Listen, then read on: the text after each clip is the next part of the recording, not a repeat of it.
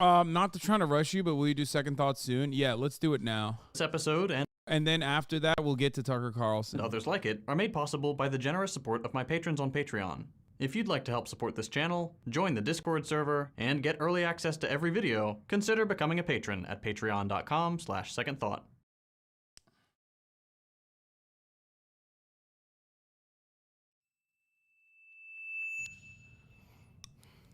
Loneliness. Loneliness. American epidemic. Epidemic of loneliness. Actually hurts you more than smoking cigarettes.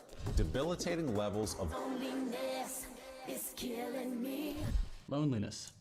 If you've watched Bo Burnham's Inside, you've heard about it before, and experts say it's as Smoking. It's so cool. bad as eating 15 cigarettes a day. But what is loneliness really? And is it a problem? The answer to both of those questions is yes. Because loneliness is a problem that has existed behind the shadows for too long. And I came to realize this when I first began my tenure as Surgeon General, and I traveled the country and would talk to people who would tell me that they were lonely, but they wouldn't use that word. They would say things like, I feel I have to carry all these burdens in my life by myself, or I feel if I disappear tomorrow, nobody would care, or I feel invisible. Don't feel anything. Right, and it turns out that millions of people struggle with loneliness. So when you dig into the data, what you find is that about 1 in 2 adults in America was reporting levels of loneliness, and these numbers are even greater among kids. But what you also find is that loneliness has serious effects on our mental health and our physical health, raising our risk for depression, anxiety, and suicide, but also increasing our risk of heart disease, stroke, We're gonna test if this is a dementia, and poop bark premature death. or if it's a I'm bored Loneliness bark. is a massive problem that's only gotten worse. We know this because earlier this year, researchers published this paper. And these are the graphs they came up with. Using a national survey tracking people's habits on random days for 17 years, researchers found that between 2003 and 2020, people started spending a lot more time alone and a lot less time with friends, family, and acquaintances. Like you heard the Surgeon General explain earlier, that's a big deal. It's not like people are a little lonely so they feel sad for a bit and then happy for a bit and it all kind of evens out. We're spending a lot more time alone, which is bad for both our mental and our physical health. Everything from depression to dementia to heart disease gets worse the lonelier we are, and the data shows that's an increasingly large number of us. And while the pandemic brought this into focus and made things even worse, the researchers behind this study stressed that these trends were already there well before COVID started. We've been on this path for a while. So who do we blame? Smart. We talked a lot about the phone. We talked about the way technology has changed our lives, made us a little more insular, even though we're connected in digital ways. And technology has utterly transformed how we interact with one another. Now, look, tech can be good or bad. It can help us or hurt us. Technology has transformed the way we live and work now, where these connections are happening on Zoom, online. Phones. Could you stop that? Smartphones. In a lot of the interviews and public addresses you've probably seen about the loneliness epidemic, phones, social media, and technology in general get blamed, taking up a lot of airtime. And don't get me wrong, social media definitely has a bad effect on our mental health. We've known this for a really long time now, and just about every study we've ever done confirms it. For example, a study that came out just this year found that more social media time equals worse mental health. And as a solution, it recommends that, quote, social media users be cautious when interacting with social media features, especially likes, comments, followers, media, and posts, because of their significant effect on mental health. Yes, phone bad. But phone not only thing bad. While social media for sure has a role in this crisis of loneliness, something a lot bigger is either completely absent from or barely glossed over in these interviews.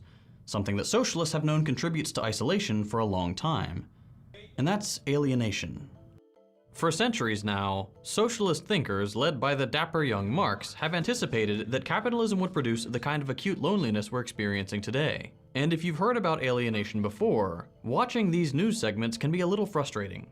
Before we explain what it is, alienation is a structural feature of our capitalist society. It's almost universal, and for the most part, out of our control. That's important, because when these reports downplay it or don't acknowledge it, which is almost always the case, it leads them to conclude that while loneliness affects a lot of people, it's ultimately an individual problem with individual solutions. And finally, their personal practices. Look, in all of our lives, we can do simple things. by taking 15 minutes a day to reach out to and connect to someone we care about, to make sure that we are giving people our full attention when we're talking to them in conversation and aren't distracted by our phones. And at the end of the day, as you say, the solutions are on us. It's on people, it's on individuals, on families, on groups of friends to do something. And these relationships do take work, as we're reminded. I feel like I'm in touch with Don't get me wrong. Personal practices to improve our isolation and our mental health are good things, and they're not the only thing in the Surgeon General's report or the interview I keep pulling clips from. Both do mention larger scale approaches to this problem, like regulation for tech companies, government investment in community organizations, and improvements to public health infrastructure. It's not all bootstraps and get her dones. But a really large piece of the puzzle is still Diablo 4 started an update. missing in these reports.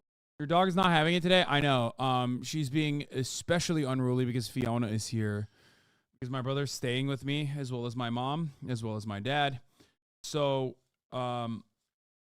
she's like worse than yesterday. When yesterday she was bad, but like not this bad. Today she's worse. She started off the day by taking a fucking fat shit outside, which was great, and then taking another shit that was not as big inside her crate.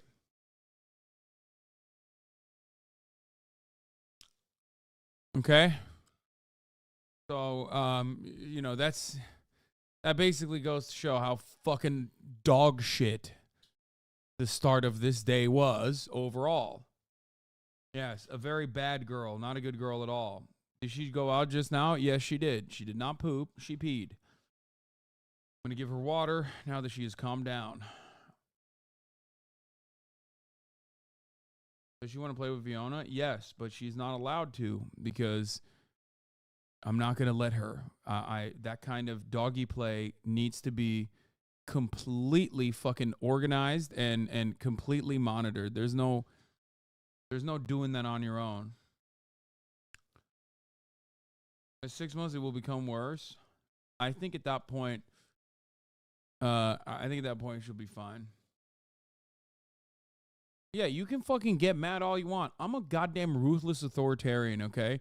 This fucking demon is slated to be like at least 75 pound plus. She's already almost 30 fucking pounds, and she's not even 4 months old yet. You think I'm gonna let this fucking chomping monster behave in the fucking way that she wants to? Are you out of your goddamn mind? Yeah. No, it's not happening, okay? This is already a very smart dog, which is already fucking annoying. I'm gonna do all of the right things to do. Monitor every single thing that she does. Make sure that every single part of her life is restricted, limited to my fucking desires. Because I don't give a fuck what anarchists think. Dogs are not fucking humans, okay? They need structure, they need organization, and they need to work on your schedule. They need a job as well. Okay? She needs to be trained like a fucking like a foot soldier. You are like a micromanaging chowder. Yes, that is precisely what you're supposed to do to dogs. Anything else outside of that, anyone that claims that that's not how you're supposed to raise a dog is wrong. And their dogs, they either got very lucky and you know had like a dog that demonstrates good behavior on their own volition. Or they just have bad fucking dogs that they don't even realize it. And they constantly ask themselves, why does my dog do this thing that I don't want them to do? The entire point of, when you find yourself asking that question, that means you haven't properly trained your dog. Okay?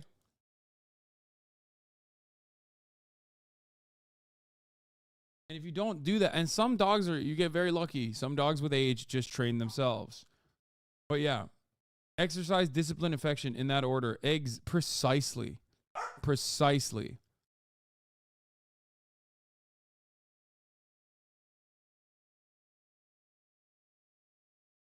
All right, let's continue with this alienation video. There's something else that's to blame for a big chunk of the loneliness we feel that can't be addressed by either individual practices or a little extra funding for community organizations. And that's capitalism, which, especially in its neoliberal variant, produces, thrives on, and actually even demands more individualization and the ever greater atomization of our society. Let me actually explain alienation. You'll see what I mean. On the economic front, capitalism is a commodity production system. That's the engine that keeps things running. Making stuff for the sole purpose of selling it for more than it costs to make. Profit-motivated production. The way this production is organized under capitalism is by class. You have the class of people who own the resources needed to produce commodities, and those who are hired to use these resources for the production of goods. Capitalists and workers. Employers and employees.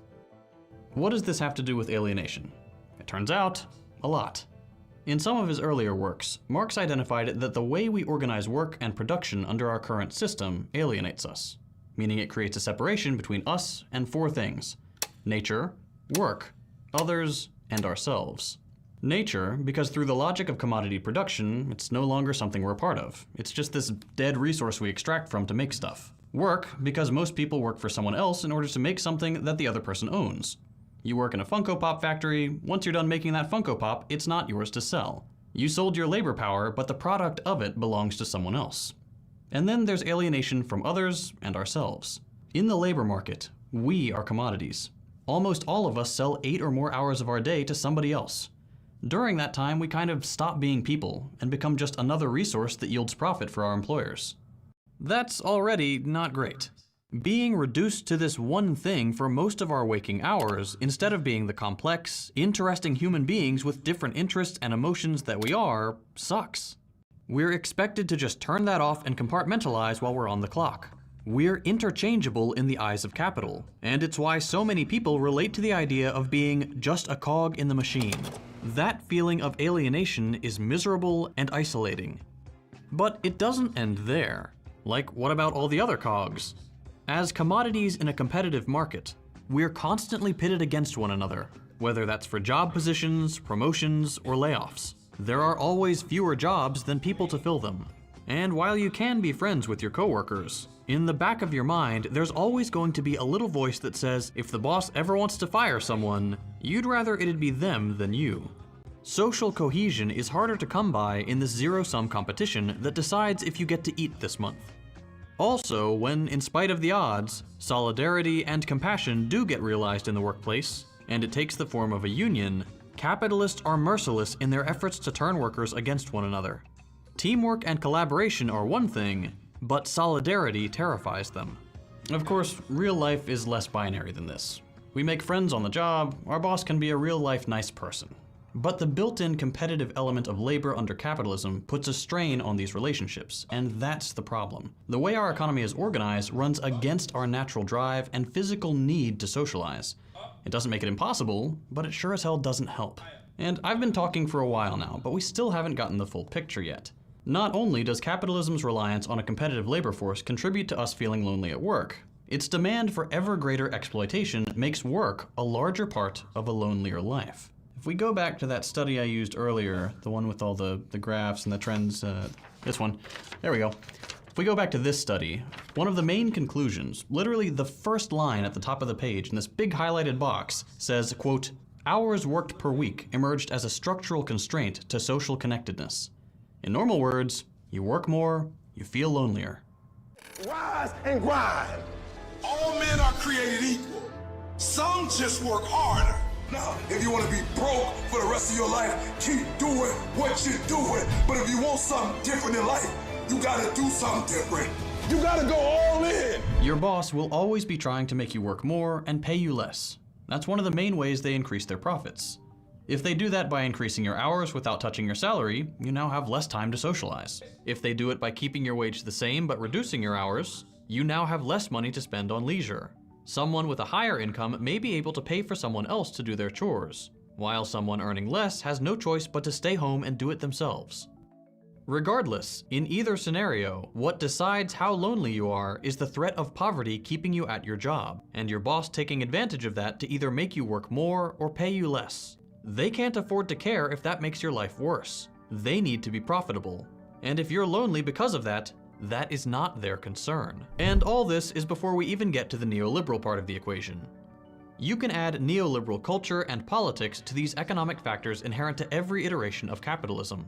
Neoliberal culture values things like self-reliance, rugged individualism, disdain for the poor and unfortunate, And of course, neoliberal pundits are constantly hammering on the myth that meritocracy is real, even though you can accurately predict a baby's future salary using only the zip code they're born in, their race, and their gender. And on top of the rhetoric, you can add How come I never say any of this stuff? Because I am fake. I love capitalism. You got me. That's why. Liberal policy. I famously believe the opposite of what Second Thought believes. I went on his podcast, Deprogrammed, because I hate him. And I wanted to out him as a commie, which I have an ideological issue with. Things like defunding social institutions, like schools, which are then forced to cut their arts and after-school programs. Or defunding public health institutions, where loneliness and other mental health difficulties could be treated. Or deregulating work, so your boss can work you longer. Set aside loneliness for a second and think of mental health more broadly. How many sources of anxiety, stress, suicidality, depression, anger, and misery do you think could be avoided if we used all the empty houses at our disposal to guarantee people a home, instead? I don't know about that, but you can avoid the top of the hour ad break with just a simple $5 a month subscription, or a free one in the form of a Twitch Prime, or by getting gifted a sub, you know what I mean?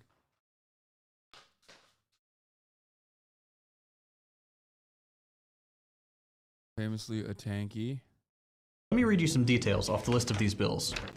Thoughts on this guy being a tanky? I hope he fucking drives a tank to your house, okay? That's my thoughts on this guy being a tanky. Take a fucking week off and think about how stupid you are as a human being. I don't know what this video is. It's probably, you know, that was just a weak moment. I don't agree with anything this guy's saying, okay? I do agree with the top of the hour ad break, though, because I love capitalism. And that's the, you know, that's the best and only way to do capitalism is by serving ads at the top of the hour.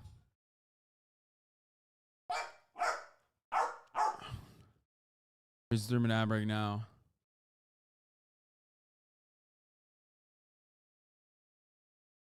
Get back to the Second Thought video. The lords of hell are coming to devour our world. I will give you freedom and more.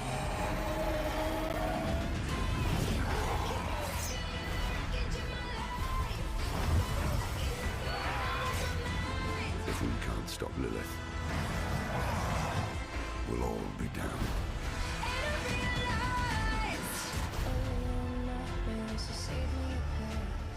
Bureaucratic means testing gumming up the works. How much of a load off someone's mind would it be not needing to worry about getting around when their car breaks down because of a robust system of public transportation? Just sent you a DM. Let's do something. Just sent you a DM. Let's go something.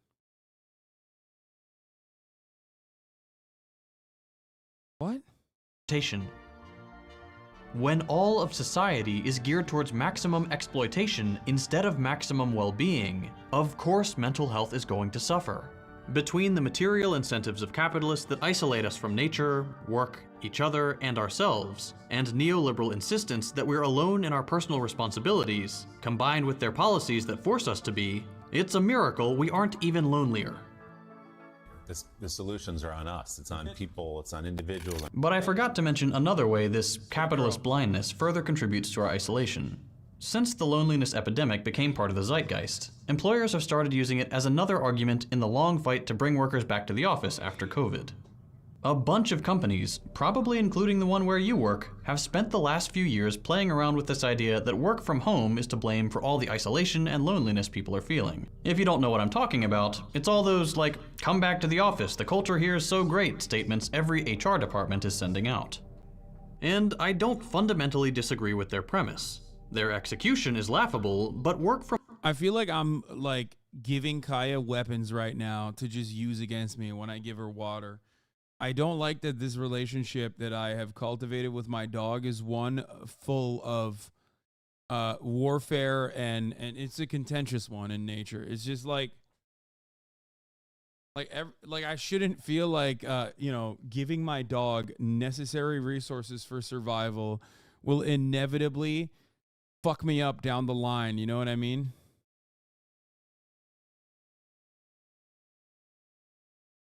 from home can be lonely. However, that doesn't mean going to the office is necessarily better, nor is being forced back the solution people want. We want our work to be less isolating, more meaningful. We want more time out of work to socialize.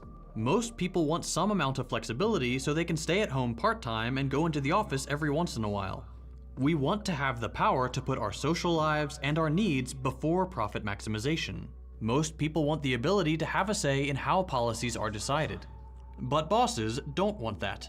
They want absolute control. This is not an employee choice. They don't get to choose their compensation, they don't get to choose their promotion, they don't get to choose to stay home 5 days a week. I want them with other employees at least 3 or 4 days. We've told people we expect them on May 17th, 1 or 2 days a week. Get used to it, get your head wrapped around it. Fucking demons, dude. Demon-like. There's something very openly demonic about the way that they deliver this information. I can't be the only one seeing that.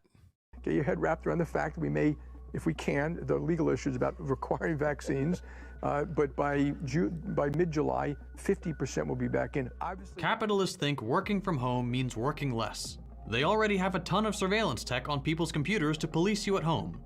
But of course, that's obviously not as good as putting you in an open space where everyone's eyes are on your screen, guilting you into never taking a break. That's why they're always talking about returning to the office. They don't care about loneliness. They care about their bottom line and power. They want to regain the control they lost when you stopped being in their line of sight 8 hours a day, 5 days a week. None of these guys are doing interviews saying, we work our people too hard and research shows that's making them lonely. We should really tone it down. No, they just want to tell you what to do and make sure you do it. Or, you know, they're real estate moguls and they're losing money with all these empty office spaces. Here's the thing. When we don't talk about all this, about how overwork, exploitation, and our disgusting politics of rugged individualism profoundly affect loneliness, we open the door to capitalists and their rhetoric. If we don't talk about work, they will, and they get it exactly backwards. And they do. They'll take this loneliness epidemic, this massive detrimental problem to our society, this thing that's making us miserable and literally killing us, and use it as an argument for more time in the office like they're doing us a favor. Don't fall for it. The roots of this problem go far deeper than they will ever acknowledge. And before I cut this video off, I want to reiterate something. If you know or suspect a friend is having a hard time with these feelings of loneliness, please reach out to them. And if you're experiencing loneliness yourself, please reach out to someone in your life, or a medical professional, or someone on the other end of a warm line to talk about it. Even with all this structural pressure around us, there is help available. It works, and you can overcome this. You are allowed to and deserve to feel happy. We need more connection in our life. And that's how I want people to think about this. Loneliness is not a source of shame. It's like hunger or thirst, a signal that our body sends us when we need something for our survival, and that's social connection. I mentioned at the beginning of this video that my channel is only possible thanks to my patrons on Patreon. Another banger video from Second Thought.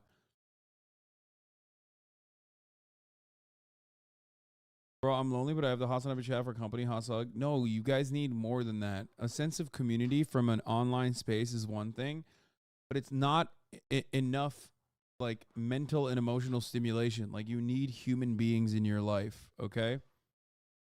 You do.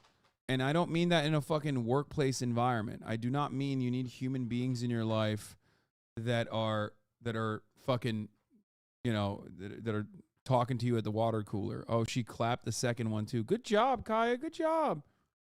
Good job.